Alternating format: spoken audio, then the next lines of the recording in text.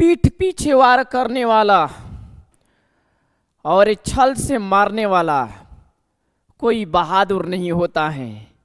वह बहुत बड़ा दोगला का शैतान होता है। और भारत के ऊपर जहर रूपी नमक छिटते हैं।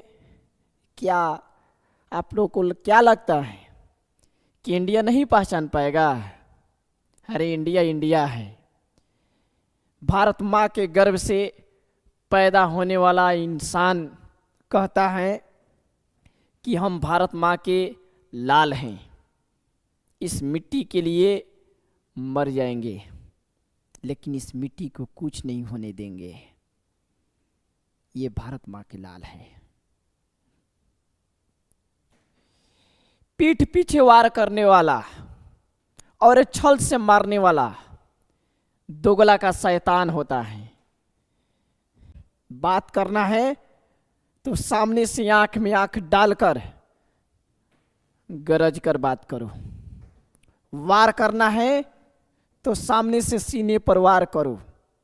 पीठ पीछे छुरा घोंपने से और किसी को मार देने से महान नहीं बन जाओगे।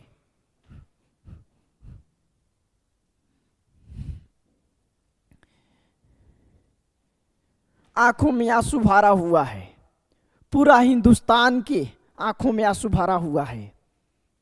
हिंदुस्तान के हर मोहल्ला से, हर गांव से, हर चौराहा से, हर शहर से एक ही आवाज आ रहा है, भारत माता की जय, भारत माता की जय, भारत माता की जय।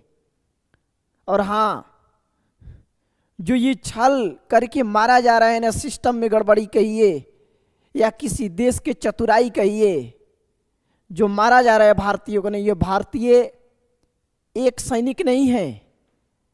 ये एक सैनिक नहीं है तो एक को मार देंगे तो हम विजय हो जाएंगे। हो सकता है आपको गलत फैमिली हो सकता है। अरे भाई, यह भारत कोई भूमि का टुकड़ा नहीं है। ये भारत जीता जगता राष्ट्र पुरुष है। दोस्तों, मैं बता देना चाहता हूं कि भारत देश के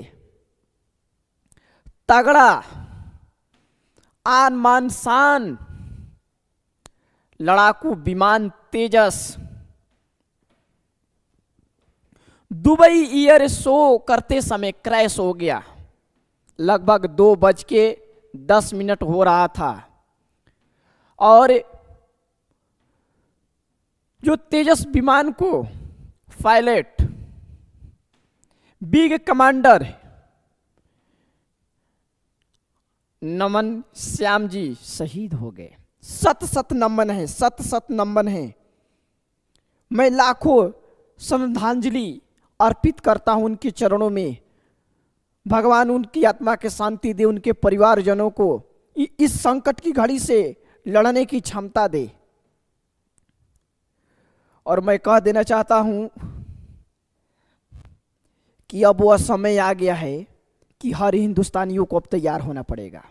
नेताओं के भाषण सुनते सुनते कान पक गया है। नेताओं के भाषण सुनते सुनते कान पक गया है। अब इस मिट्टी के लिए काम करना है। अब इस भारत के लिए काम करना है। अब इस भारतवासियों के लिए काम करना है। बनना है तो देश की सिपाही बनना है। किसी के बाप के पिंजड़े के शिकार नहीं बनना है। देश के बनना है, देश के लिए, देश के लिए बनना है। जो अमेरिका ने तेजस विमान के इंजन दिया था, हो सकता है कि ससुर वो भी छल किया होगा, कुछ उस इंजन में साजिश रचा होगा,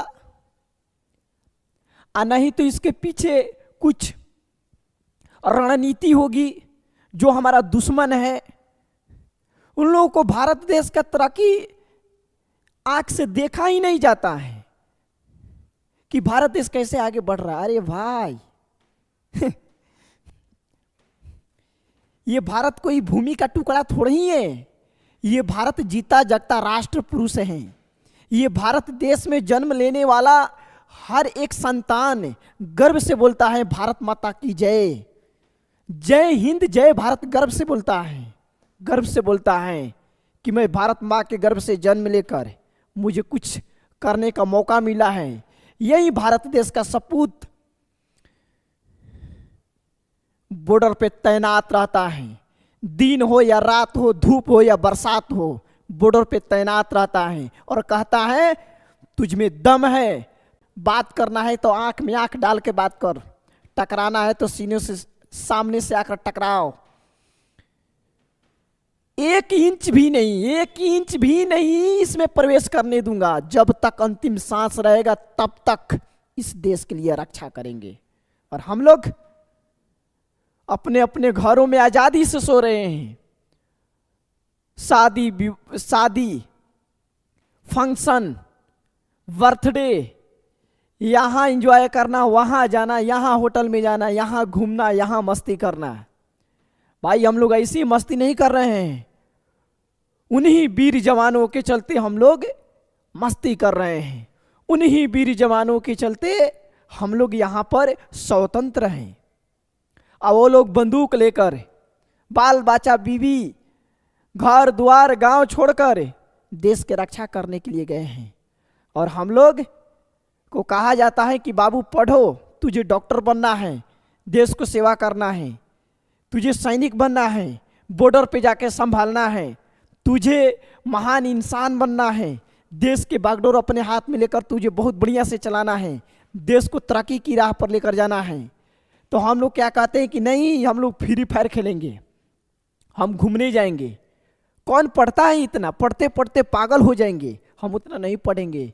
अरे भाई सोचिए सोचिए सोचिए, वो इंसान सीने में गोलियां खाकर अपने आप को त्याग कर देता है और हम लोग घर में बैठकर ऐसो आराम से स्वतंत्र रहते हैं, खुशियां मनाते हैं और वीर सपूतों का याद नहीं करते हैं। जो शहीद हो गए उनका नाम याद नहीं है, कैसे हुए, क्या कारण था।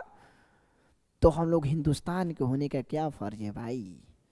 इस मिट्टी से प्रेम हो ना, इस मिट्टी से प्रेम जिस दिन हो जाए, इस मिट्टी से जिस दिन प्रेम हो जाए, तो उस दिन लड़का और लड़की से प्रेम करना तुम छोड़ दोगे। इस मिट्टी से प्रेम होना चाहिए। जय हिंद।